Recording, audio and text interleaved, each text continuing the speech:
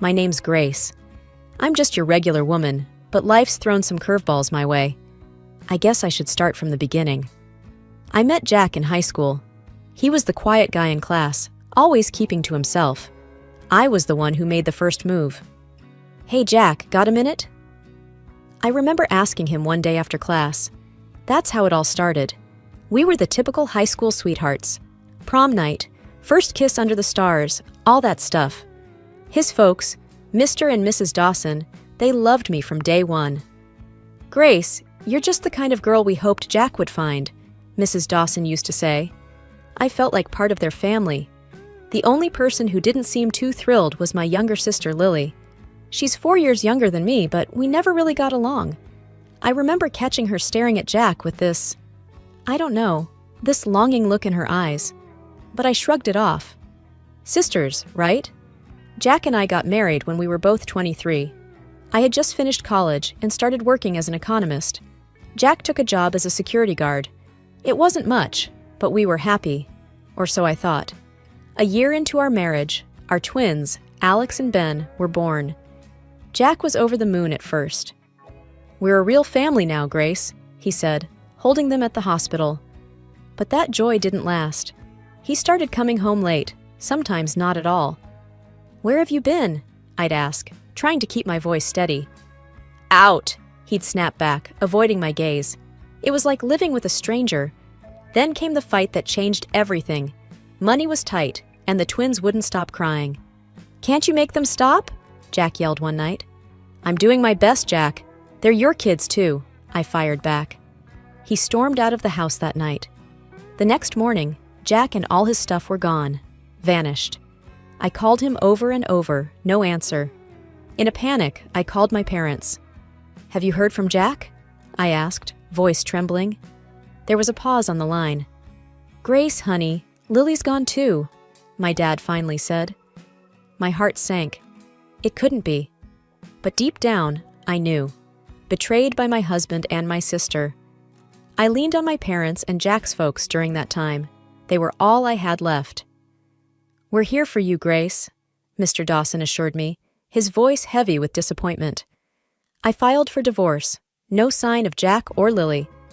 I was alone, with 2 boys to raise and a broken heart. But I was determined to keep going, for my boys. Life without Jack was like walking through a never-ending storm. Me, with my twin boys, Alex and Ben, just trying to keep our heads above water.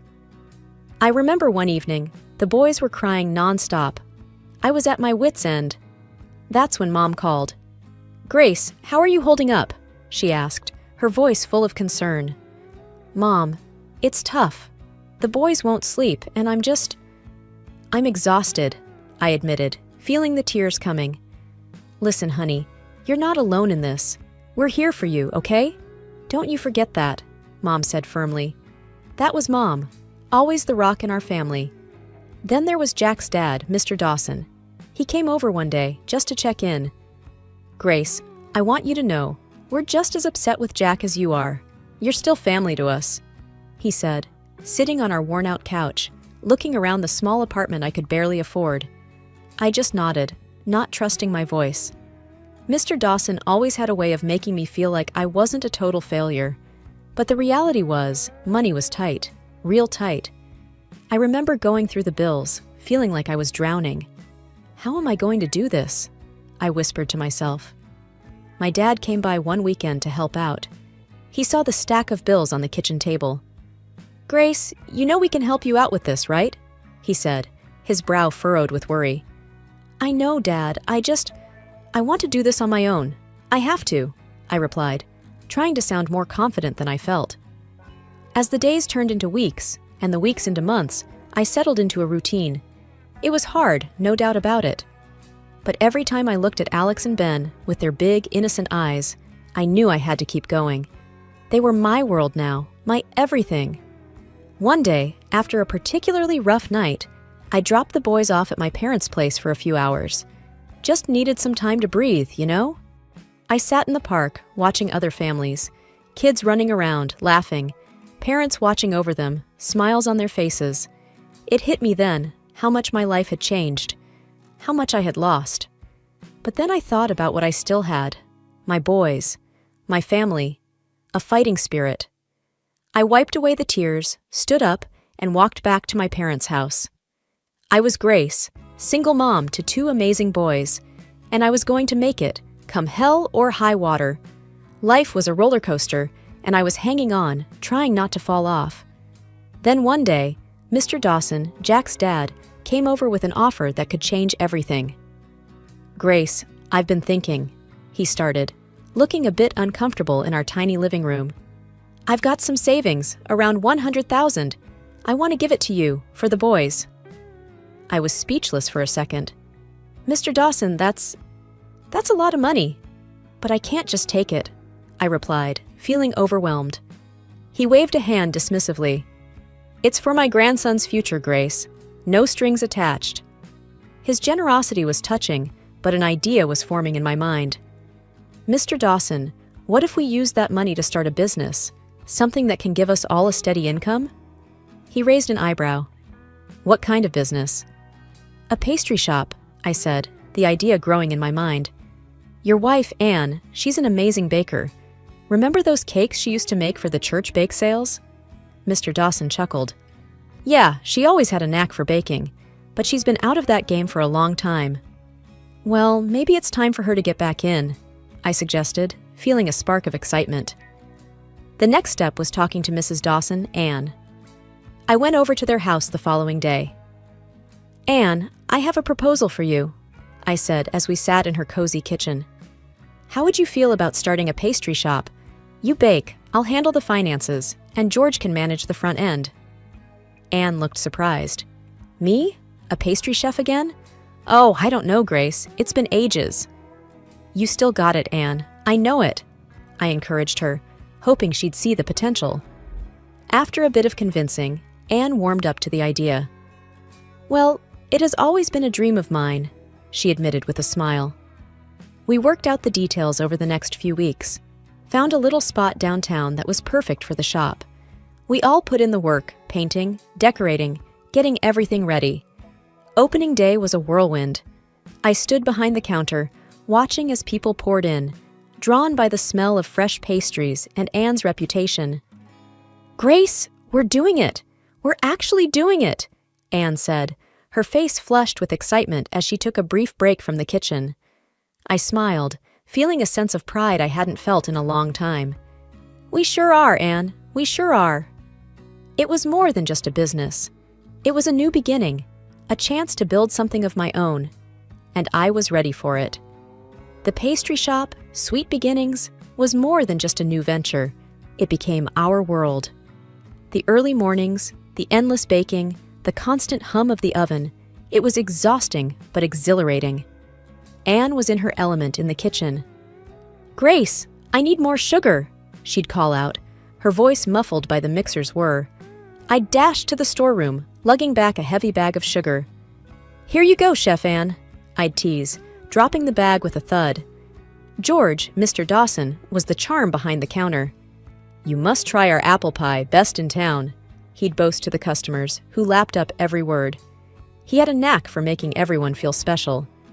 The shop was bustling from dawn till dusk. People came for the pastries, but stayed for the warmth. We became a fixture in the community. Regulars would drop by, not just for a bite, but for a chat. "Grace, how do you manage all this?"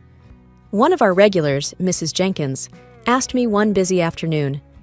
"It's a lot, but I've got a great team," I replied, gesturing towards Anne and George, who were sharing a laugh over a batch of burnt cookies. But it wasn't all smooth sailing. There were days when the dough just wouldn't rise, or when a new recipe turned into a disaster. "Back to the drawing board," Anne would say, undeterred by the setback. One day, we faced our first big crisis. The oven broke down in the middle of a huge order. "What are we going to do?" Anne panicked, her hands covered in flour. I took a deep breath. "We'll figure it out, Anne. We always do." And we did. We borrowed the bakery's oven down the street and worked through the night. The order was delivered on time, and our reputation for reliability was cemented. As months passed, Sweet Beginnings grew in popularity. We had to hire extra help. I interviewed a bunch of local kids and hired 2, a shy girl named Sarah, and a lanky boy named Tom. They were green, but eager to learn. "Keep an eye on the cupcakes, Sarah. They burn easily," Anne instructed, showing her the ropes. Tom was put on cleaning duty initially, but he soon showed a keen interest in baking. "Can I try making the dough?" he asked one day, his eyes bright with curiosity. "Why not? Let's see what you've got, Tom," Anne replied, handing him the apron. My days were filled with numbers, orders, and managing the staff. I rarely got a moment to sit down. But when I did, I'd watch the life we had built.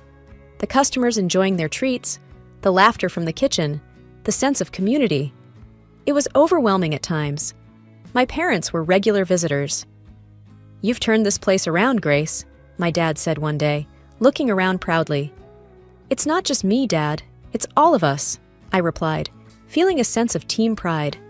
As the first anniversary of Sweet Beginnings approached, we planned something special. A big sale, free samples, the works. The shop was packed, the line stretching out the door. "Can't believe it's been a year," George said, wiping his brow as he served another customer. "It feels like just yesterday we were painting these walls," Anne added, taking a rare break from the kitchen. That night, after the last customer had left and the shop was cleaned, we sat down, exhausted but happy. "To 1 year of sweet beginnings and many more to come," I toasted, raising my coffee cup. "To family," George added, his voice thick with emotion. "To dreams," Anne said, smiling. We clinked our cups, the sound echoing in the empty shop. I looked at Anne and George, not just as my in-laws, but as my partners, my supporters, my family. Life at the pastry shop was chugging along just fine. We opened several branches in neighboring towns. It was difficult, but we managed. Once again. Then one day, out of the blue, my past decided to make a comeback. I was checking the shop's social media when I saw a message request. It was from Lily, my sister. My heart skipped a beat. I hadn't heard from her since she ran off with Jack. "Living the dream with your ex, sis," read the message, followed by a photo of her and Jack lounging on some exotic beach. I felt a mix of anger and disbelief. "Why now?" I muttered to myself. I tried to ignore it, but she kept sending more messages, each one a slap in the face. "Look at us, Grace.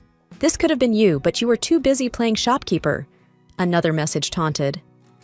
I was boiling inside. During my break, I called Mom. "You won't believe who's messaged me," I said, trying to keep my voice steady. "Lily?" Mom guessed, her tone weary.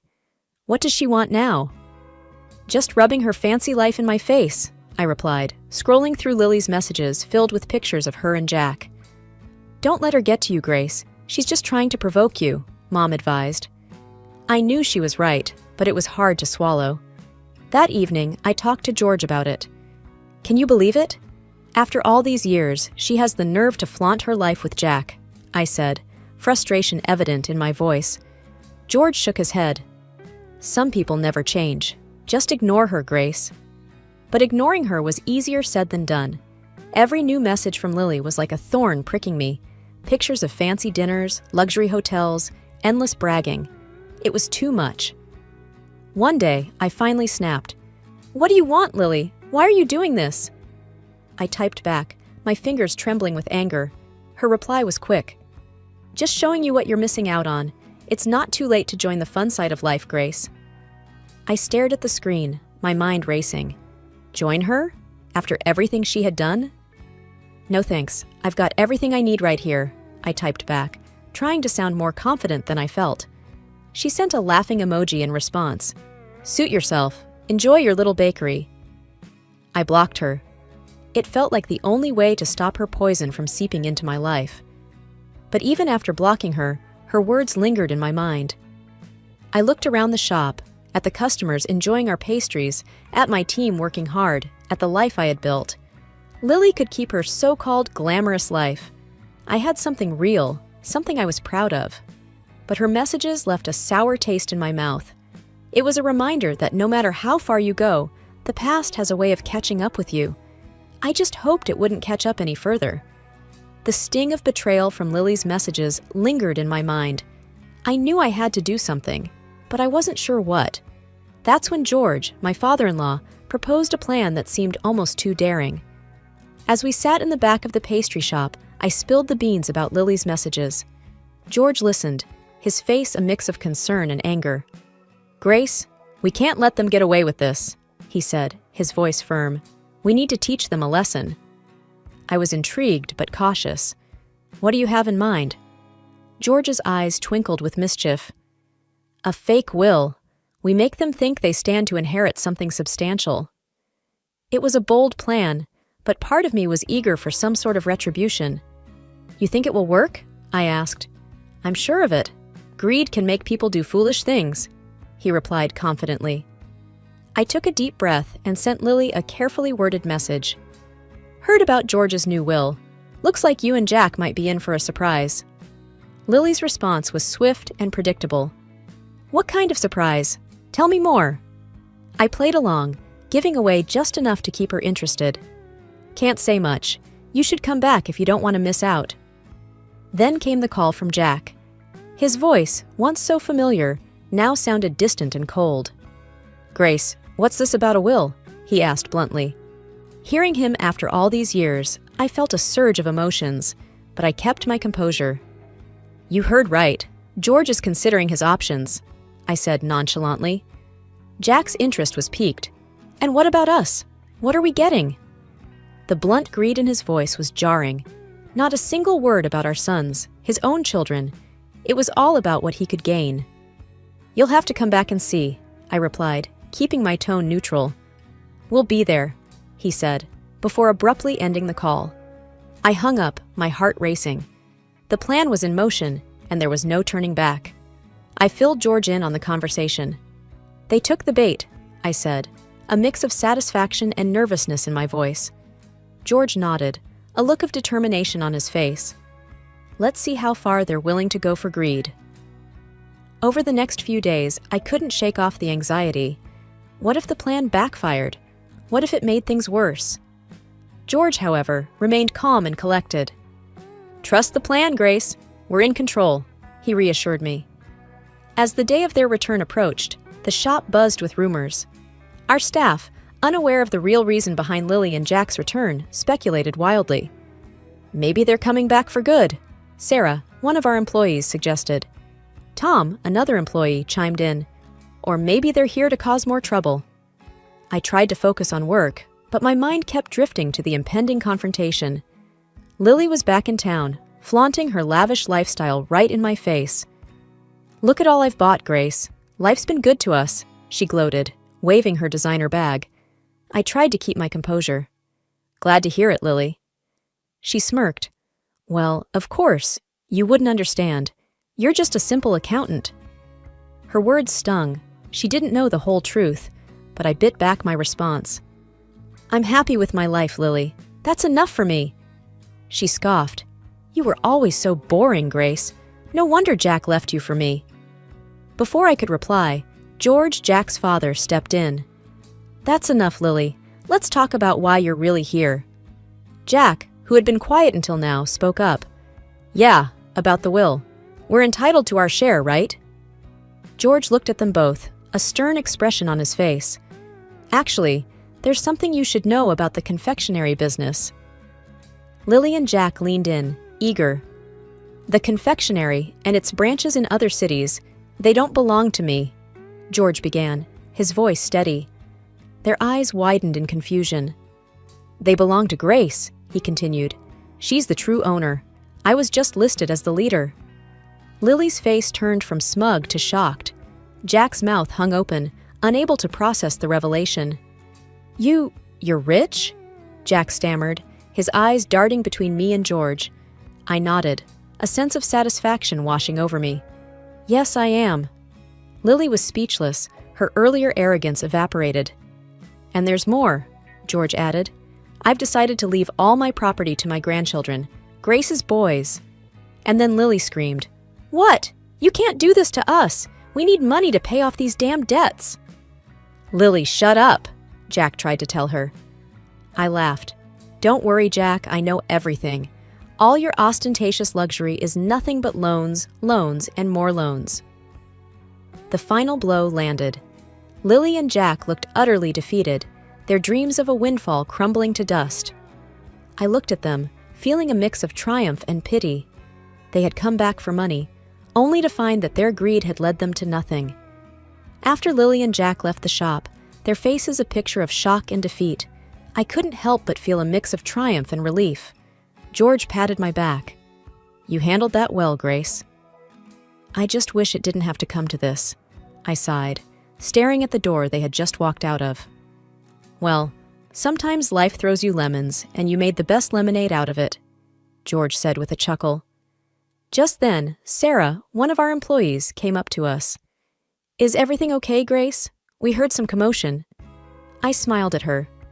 "Everything's fine, Sarah. Just some old business finally getting settled."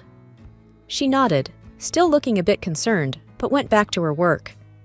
The rest of the day went by in a blur. I was busy with the shop, but my mind kept going back to the encounter with Lily and Jack. It was over, finally. That evening, as I was closing up, my phone buzzed. It was a text from Lily. "You haven't seen the last of us," it read.